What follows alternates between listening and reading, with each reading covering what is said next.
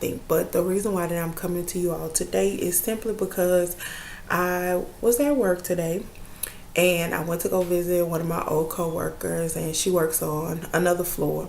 And I had my pen on, and one of our other coworkers, she came up and she said, "Oh, happy birthday." And I said, "Oh no, it's not my birthday." She said, "Oh, what's the pen for?" And I said, "Well, it is National Domestic Violence Awareness Month, and I'm a survivor." And we are normally like, we are a crew that we clown 24/7. We always, keep each other smiling despite what we have to do, because at that time I was working with child welfare, which is kind of a downer job because of the abuse you get to see that people do to children.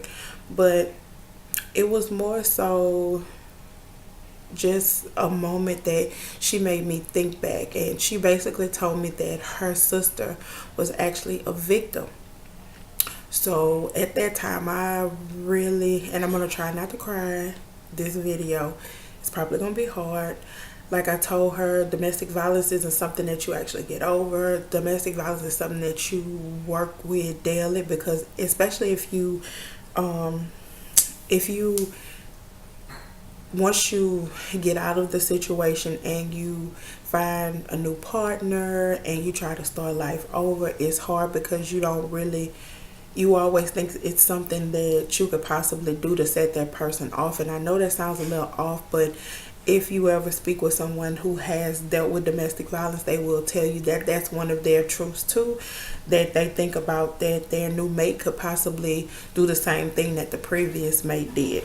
So she did describe to me the situation with her sister, so I felt that it was only my duty to share my complete story. Well, I knew the young man for a while, and we had been friends for a long time, and it just got to the point where I didn't have my son's father anymore.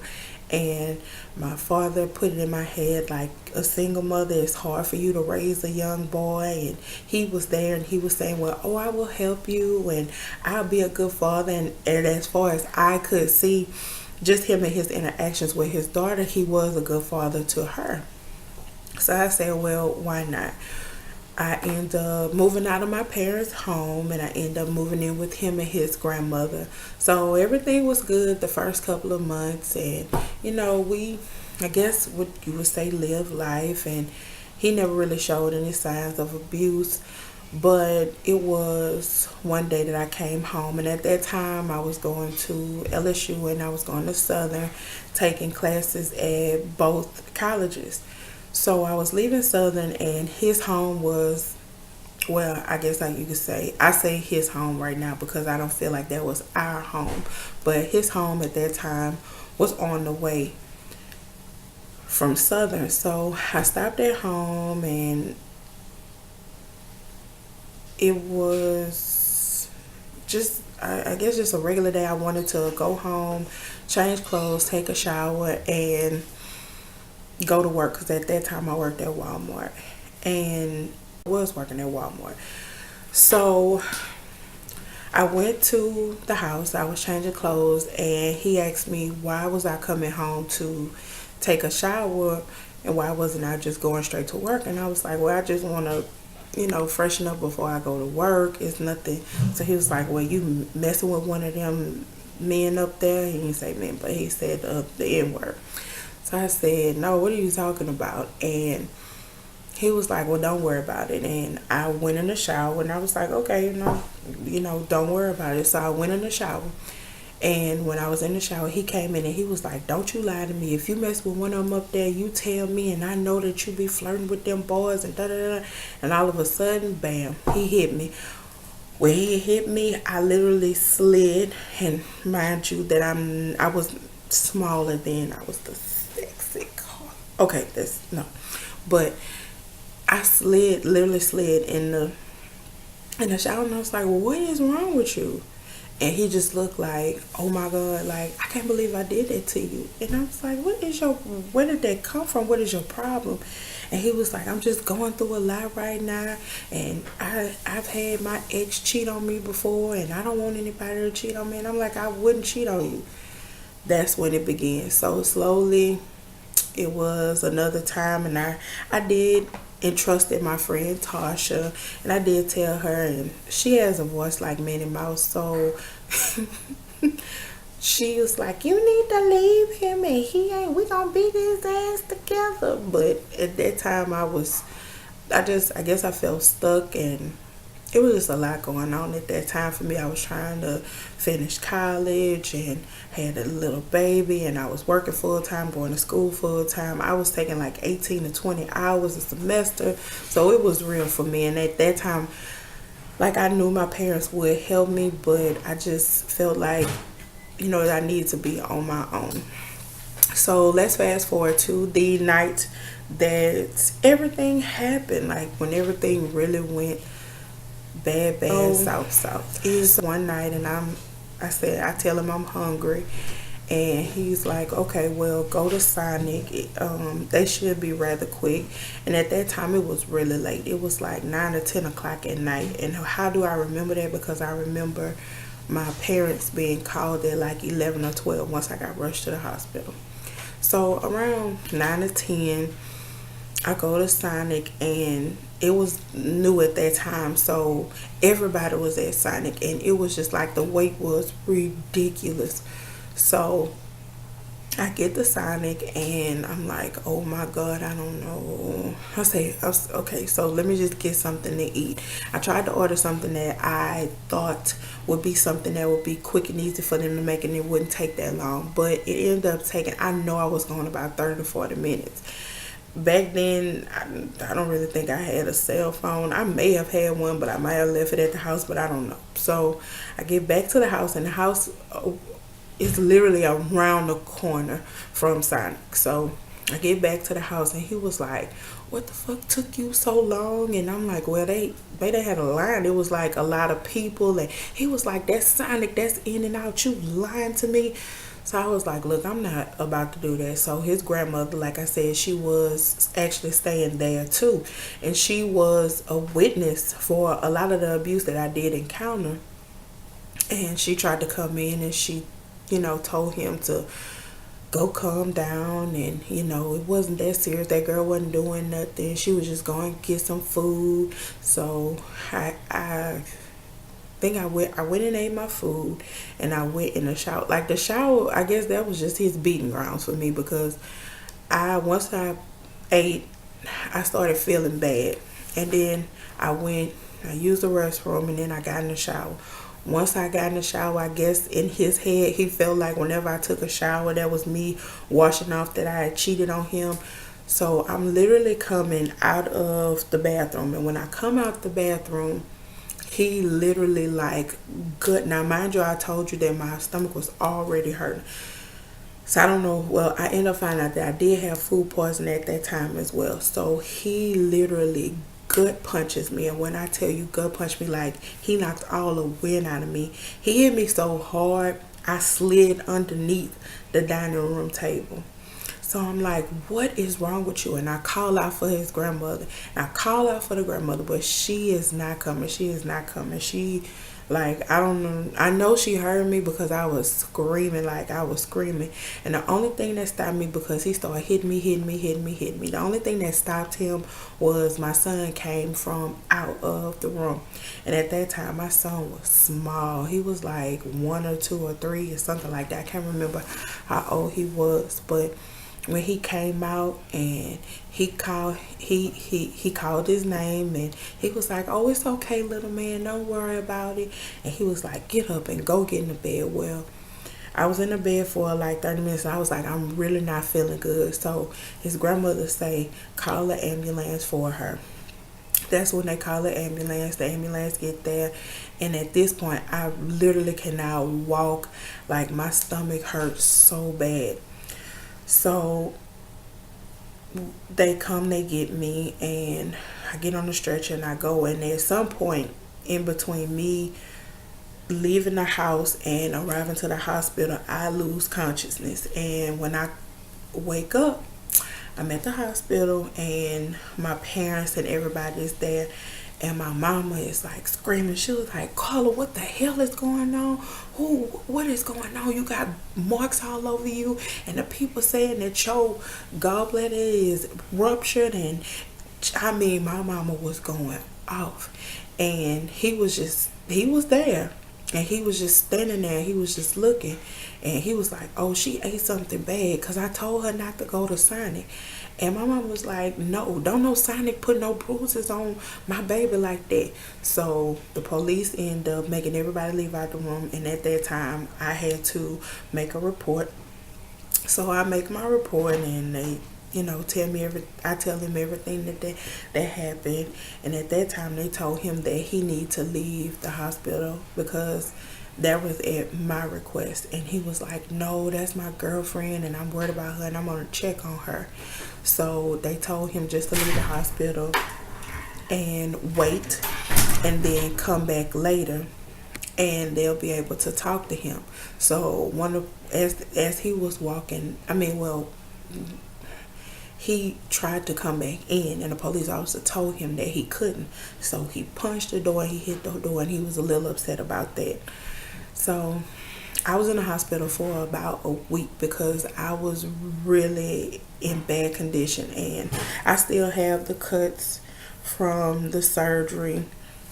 So I end up going back to the grandmother house, and we stayed there for a while. And he was like, I'm not going to hit you anymore, and things are going to get better.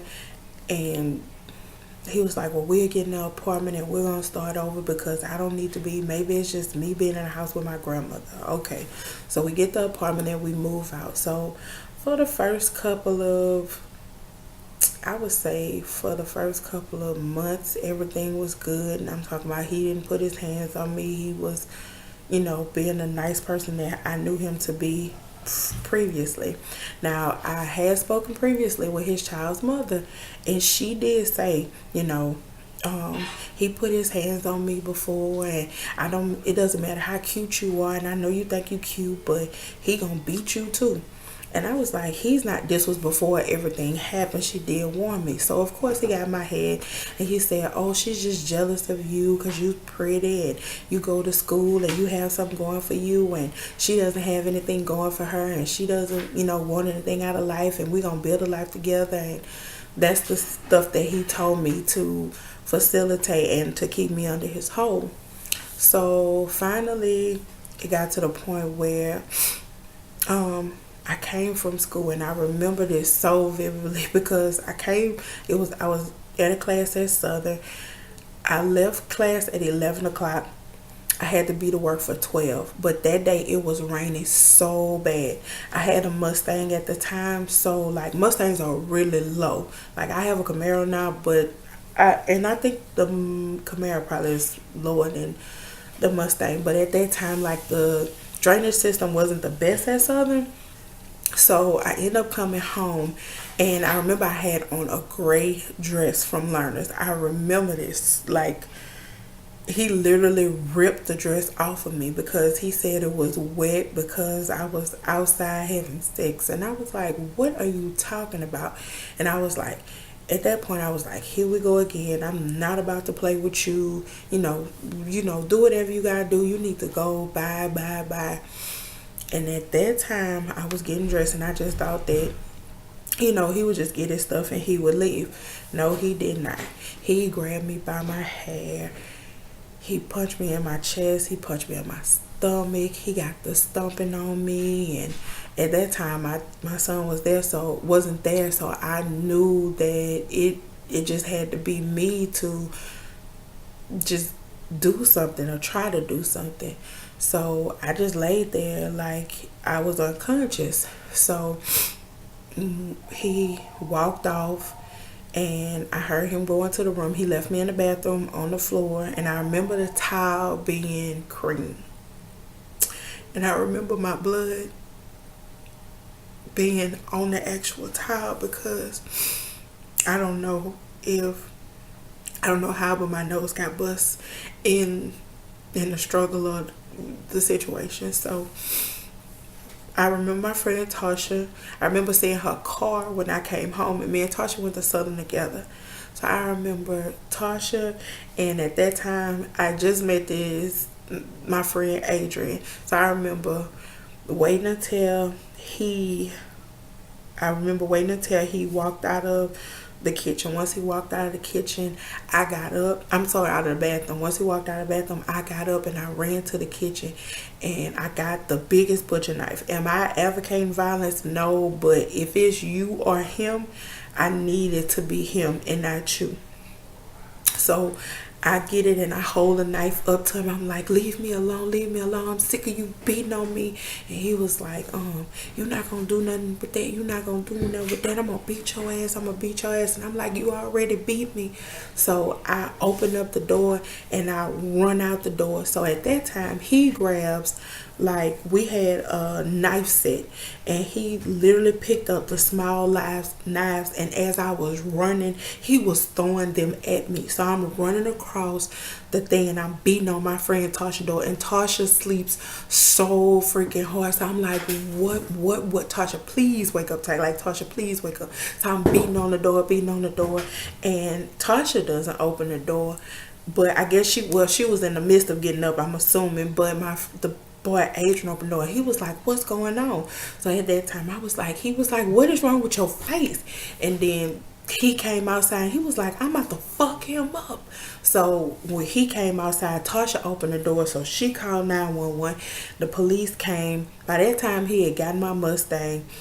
He was calling the phone telling me I was ruining his life and I was the worst person that he ever messed with, and he didn't know why he even messed with a stupid bitch like me, and I was a whore, and he was just going off, and he was like, I'm gonna wreck your car. So at that time I called my mom and my dad, and they were like, you should have never you should have left him alone when everything happened at the hospital. But you know how they will put it in your head like you can't really live without them. So at that time, the police came and they saw the knives that he threw, because he basically had it over the apartment complex. I almost got kicked out, because a lot of times when you stay places and you have domestic violence going on, they don't want to be a part of that.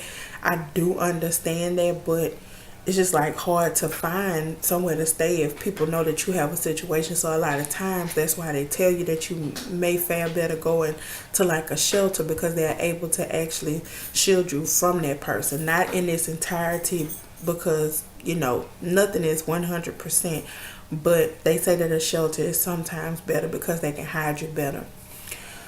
So needless to say, he did get arrested. I have a permanent restraining order. At that time, that was the worst time, but at that time, I ended up going to work, and, well, not that day, but I ended up going to work, and, a month or so, probably not even a month, a couple of weeks went by and I wasn't feeling good. So, of course, I went to the doctor and I'm like, what is going on with me? What do I find out? I found out that I was pregnant for him. And that is like the worst feeling, like I'm pregnant for, and I'm like, I do not want this man in my life for 18 years. And like he never physically abused my son, but it's just a point. So I went to one of my supervisors at Walmart and I told her what the situation was, and she said, basically, Carla, whatever your decision is, I'm 100% behind you. And at that time, I decided that abortion was my best solution. So what I did was, she actually gave me the money, believe it or not, to get it. And I was out of work for about, I think, like 2 weeks just to heal. And I did get the restraining order. And truthfully, this year, 2017, I had not seen him since 2003, I think is when everything happened. I saw him for the first time in 2017, and truthfully, was I scared? At first, initially, I was like, I really was, I guess, taken aback, because it wasn't far from where I stayed.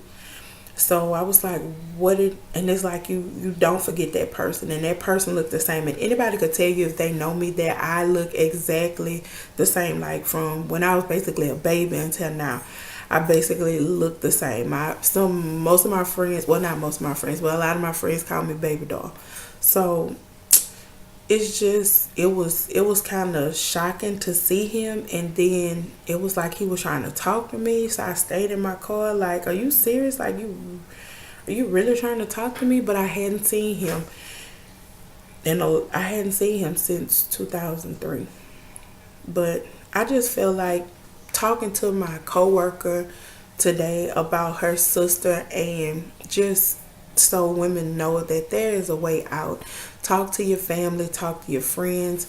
I even spoke with Miss Angela, and that was a lady that was from East Baton Rouge Parish, and I'm not sure if you all heard, but she was a victim of domestic violence. Her, I think, living boyfriend or boyfriend at the time, he decided that he wanted to shoot her, and now she is paralyzed and she's unable to walk. And I think she has either 4 kids, if I'm not mistaken. She was at the OMG Girl Conference, and just speaking with her, the first thing, and just like I told my coworker today, I guess the stigma with domestic violence or abuse period is that, most of the time those people come from single parent homes, and I did not come from a single parent home. I have my mother, I have my father. My grandfather was a preacher. My grandparents were married for like almost 60 years. My parents have been married for almost 50 years. So it's just like, you can't put people in a certain box and feel like it's not going to happen to you, because the first thing that happens when I tell people I was a victim of domestic violence, they are like, Carla, you really? Yes, really, me. And I want to end with this, because this is what me and Miss Angela were discussing. If the person catches you at the wrong time in your life, when things are possibly falling apart, you can become a victim of abuse. So for every woman, man, child, because anybody can get abused, just take heed. Ladies, if you see the red flags, acknowledge them. Can the person get better? Possibly, and that's with some years of help. But for the sake of you, and just for the love of yourself, it's probably best for you to leave that situation. It's not good. And like I said, if you all need help or guidance to a shelter near you, or if you need an 800 number, just send me an inbox, send me a DM. I know that normally if you are a victim of domestic violence, that person is around you more than often. It just so happens that the person who abused me, I was able to go to school, and I guess he knew that, I couldn't not go to school, or I could not go to work. So I was able to do that. But I know a lot of women who aren't able and are stuck in the house. But just talk to your family members. Seek help. There is help. And just I continue to pray for everybody, because just with the climate of the world today, it's so serious. And the only thing I want to close with is just take care of yourself, ladies, gentlemen, kids. Like, we just have to stay in constant prayer and love each other. I love you guys. I hope this video helps someone. Please make sure to please make sure to comment and subscribe to my channel, Miss Books to You. And I love you, my hun buns. Good night.